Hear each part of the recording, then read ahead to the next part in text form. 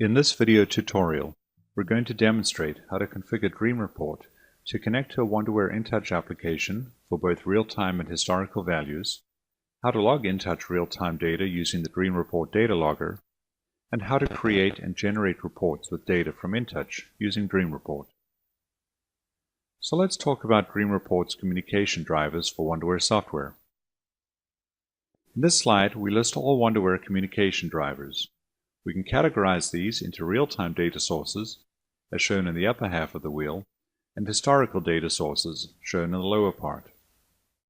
In this presentation, we'll use the SweetLink driver to communicate with a running InTouch application for live data, and the InTouch historical values driver to report on data stored in InTouch's historical log files. We cover connectivity to the other Wonderware sources in separate video tutorials. In this final slide, we'll follow a typical workflow in creating a Dream Report project using Wonderware InTouch data. First, we'll open the Dream Report Design Studio and create a new project. Then, we'll open the Wonderware SweetLink protocol driver and add and configure an instance pointing to our InTouch application. We can add additional instances to remote InTouch nodes as well. We will also configure an instance of the InTouch historical values driver to point to the InTouch historical files, or the LGH files. We then need to create item logging groups to store the InTouch data into the database of our choosing. At this point, we are ready to create a new report. We can drop any kind of tabular, chart, or calculation object onto the report and browse the InTouch real-time or historical tags for use on the object. After configuring the object, we are ready to start Dream Report's runtime engine and generate a report. So let's launch Dream Report Design Studio and create a new project. We'll give our project a name and set some localization parameters.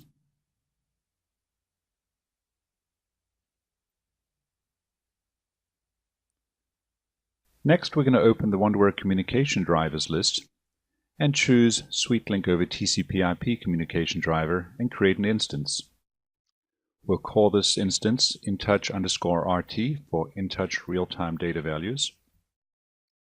And we'll import the list of tags from the InTouch application directory.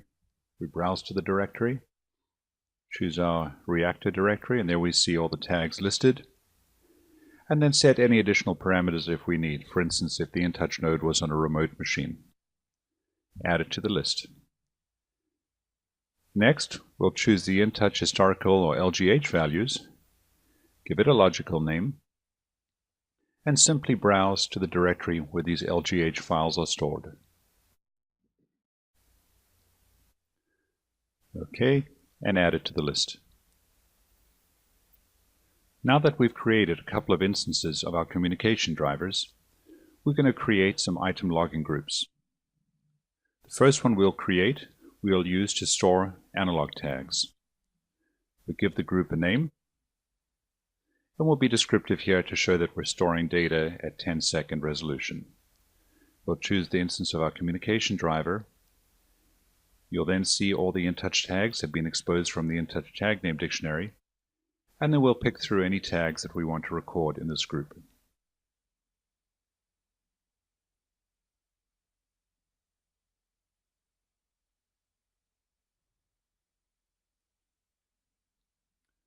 Now that we've added tags, we'll set up our recording rate.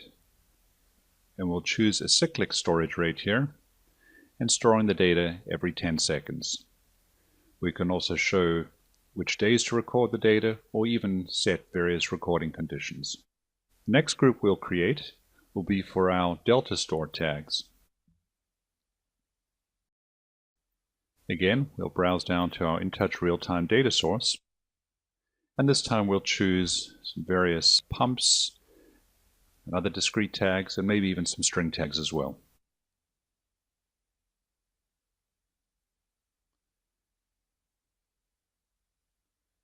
And let's also record which product we're running.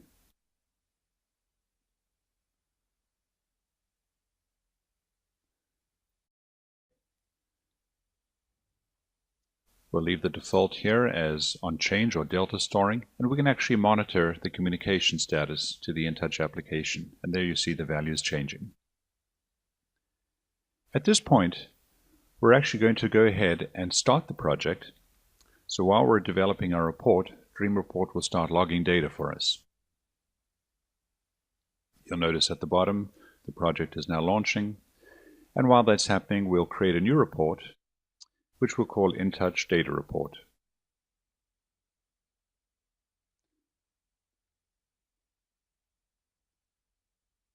We'll also change the report name to reflect which product we're running. So as you can see here, we can browse to any tag, any real-time tag. In this case, we'll find the product, and we'll add it to the report name. So when it gets generated, we'll know exactly which product was running when the report ran. We'll leave the output, the default output is PDF, and then also make sure that the PDF document opens at the end of the report generation. So let's put an item table on the report.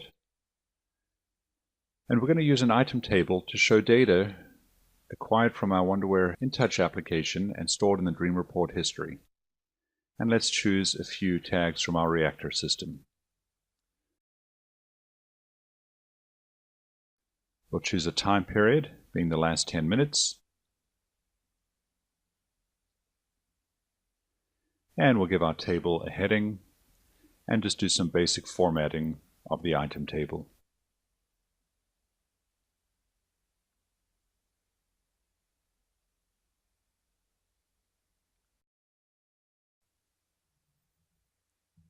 We're now going to put a line chart on our report, displaying data from the InTouch historical log files. We'll drop the chart on the report, and now browse the external history server data source. Look into those LGH files, which exposes all tags. Pick our first flow tag. Choose the time period over which we want to report. Now I went back and looked at my historical log files, and I know I have some from December 11th, so let's put them in there from, let's say, midnight to 4 a.m. A nice 4-hour chunk of history.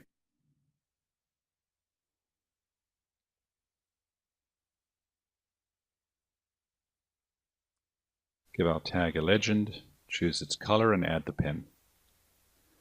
Browse for the next tag, flow 2. Set its settings.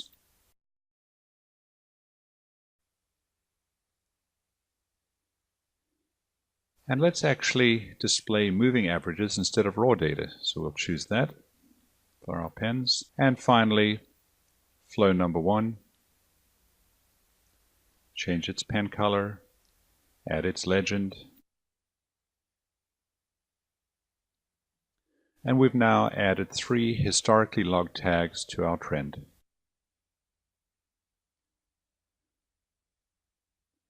Let's show some general appearance settings. Give our chart a title.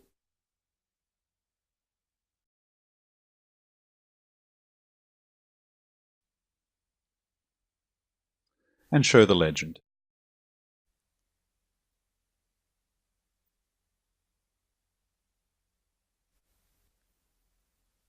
So at this point we have 2 items on our report, an item table showing data from the InTouch real-time data source, and a historical trend showing data from the InTouch LGH files. Now we'll do some basic header and footer settings. Let's put our report name up there. Let's also put our report generation time. And these are all just built-in objects or dynamic text objects. Let's justify our time and align them. Now what we're going to do is put some text on the header of the report which shows which product was actually in process when the report was generated. So now instead of going to historically logged tags, we can go in and browse our real-time data source, look for the product tag, and actually include that value at the instance that the report is run. So we go to our real-time data source, Find our product. Select from our list of statistics current value, and that is what will be displayed when the report gets generated.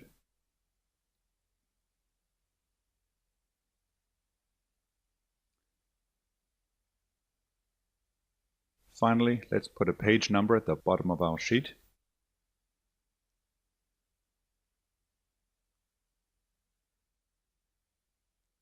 Do some final formatting to make our page header and footer. And our report is complete.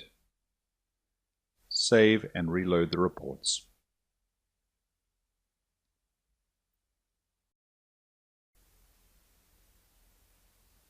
Let's generate this report on the fly. Report is generating. And there we have our InTouch data report running that product. There is our raw data. Ethyl acetate is the product that was running. There's our chart, our moving averages, and our page numbers at the bottom and our header up top. You'll also notice in the file name, the name of the current product. Let's go and force a new product to start. In this case, we're going to be running, let's see what's generated next, benzene. And since that's the current product, let's regenerate the report and make sure that benzene is reflected as the current product in process. There's the report generated at the bottom of the screen.